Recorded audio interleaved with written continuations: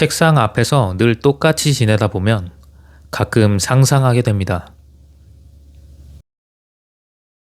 일상에서 벗어나 새로운 곳을 탐험하는 모습이죠.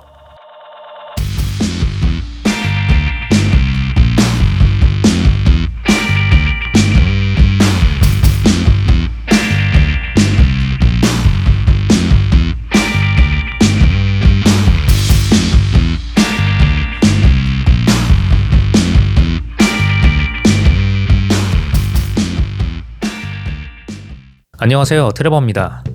오늘은 여행을 떠나고 싶은 분들에게 필요한 필드워치를 소개하겠습니다.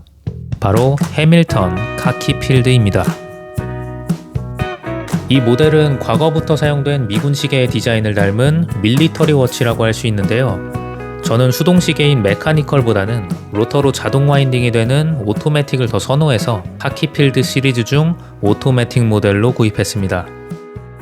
그런데 이 오토매틱 모델은 해밀턴의 다른 카키필드 모델과 비교해보면 컨셉이 조금 애매하기도 하고 인기가 없는 것 같기도 합니다. 수동 모델인 카키필드 메카니컬은 과거 미군 시계 디자인을 충실히 따른 소위 말하는 근본 있는 디자인의 필드워치라 할 수 있습니다. 하지만 오토매틱 모델은 인덱스 쪽 다이얼에 원형으로 가로줄 무늬가 새겨져 있고 다이얼 가장자리 마커를 60개보다도 더 잘게 쪼개기도 했습니다. 그리고 나토 스트랩이나 샌드블라스트 브레이슬릿이 아닌 브러시드 브레이슬릿으로 구성돼서 군용 보급품의 느낌보다는 조금 더 화려하고 현대적으로 디자인됐습니다. 따라서 원작의 디테일을 중시하는 밀리터리 매니아들의 외면을 받기도 하고요. 또 다른 카키필드 모델인 머피와 비교해보면 머피는 영화 인터스텔라에 상징적으로 나온 소품이기도 하고 24시간계 인덱스가 아닌 12시간계라는 익숙한 디자인 때문에 대중적인 인기가 뛰어난 모델입니다. 그래서 이 오토매틱 모델은 메카니컬과 머피 둘 사이에 끼인 어중간한 시계라는 느낌이 들기도 합니다. 근본 있는 밀리터리 디자인의 느낌이 메카니컬보다 약하면서도 대중이 쉽게 접근하기에는 장벽이 조금 있는 24시간계 군용 인덱스를 가졌기 때문이죠. 하지만 이런 애매한 점으로 인해 이 시계는 도시를 살아가는 현대인에게 전천후 시계가 될 수도 있습니다. 일상생활에서 깔끔하게 착용하면서도 필드워치의 맛을 동시에 느낄 수 있기 때문입니다. 그래서 저는 현대인의 필드워치라는 걸 정의해야 한다면 이 시계가 대표 주자가 될 거라 생각합니다. 제가 이런 생각을 하게 만든 이 시계의 매력과 그리고 직접 사용해보며 느낀 단점까지 지금부터 알려드리겠습니다. 첫 번째 매력으로 24시간계를 가진 미국 군용 시계의 디자인이라는 점인데요. 보통의 시계와 다르게 24시간계까지 표시하도록 한 것은 밀스펙이라고도 하는 미 국방부의 군용 시계 규격에 명기된 조건 때문입니다. 작전을 계획할 때 오전과 오후를 구분해서 24시간제로 소통해야 시간을 잘못 이해하는 치명적인 실수를 방지할 수 있기 때문입니다. 이런 디자인의 시계야 많지만 카키필드가 특히 매력 있는 점은 해밀턴이 실제로 1940년대에 100만 개가 넘는 시계를 미군에 공급한 회사이기 때문입니다.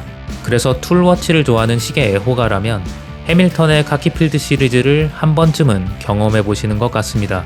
접근 가능한 가격대에 만족스러운 헤리티지를 느낄 수 있기 때문이죠. 시계를 자세히 보시면 시침과 분침 끝이 바늘처럼 길게 뻗어 있는데요. 이게 섬세하면서도 강인한 것 같은 오묘한 인상을 줍니다. 제가 이 시계에서 가장 매력있다고 느낀 부분이 바로 이 시침과 분침입니다.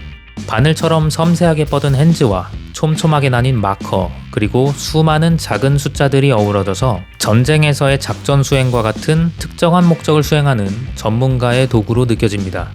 이런 디자인은 처음 봤을 때는 난잡하다고 느낄 수도 있지만 필드워치에 관심 있는 분들이라면 다이얼 디자인의 큰 매력을 느끼실 거라 생각합니다.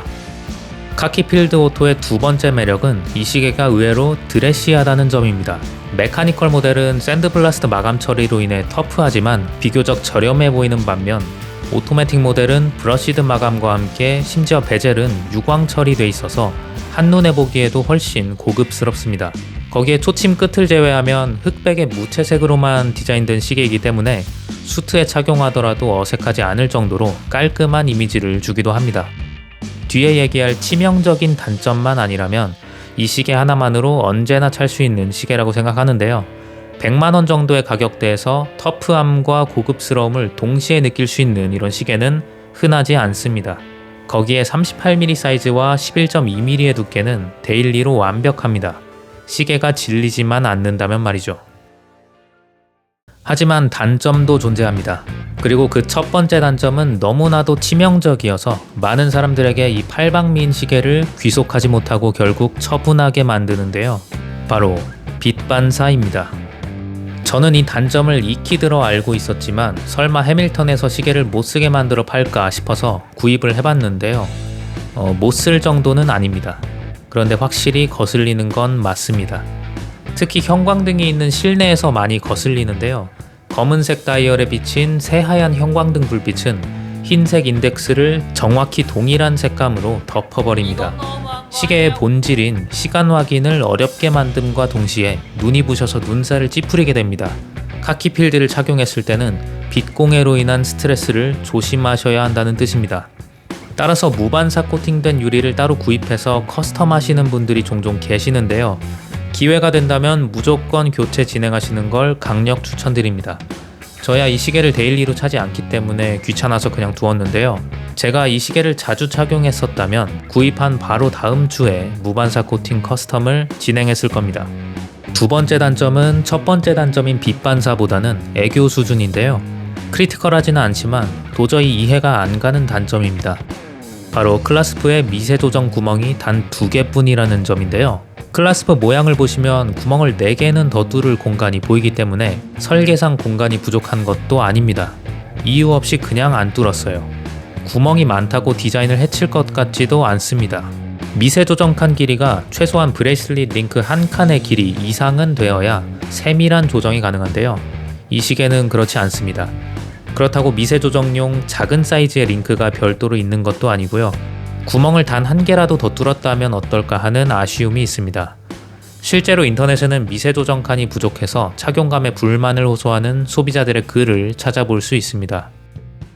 이 시계에서는 빛 반사와 미세 조정과 같이 조금은 어이가 없는 부분이 종종 보이는데요.